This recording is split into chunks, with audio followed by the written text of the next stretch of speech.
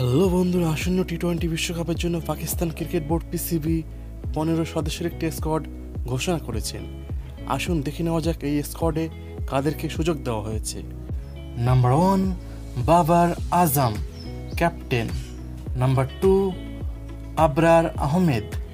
Number 3 Azam Khan. Number 4 Fakhar Zaman. Number 5 Iftikhar Ahmed. Number 6 Imad Wasim. Number 7 Abbas Afridi. Number 8 Mohammad Rizwan.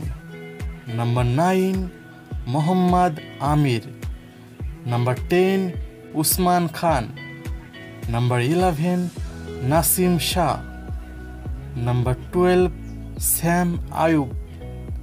Number 13 Shadab Khan. Number 14 Shaheen Shah Afridi.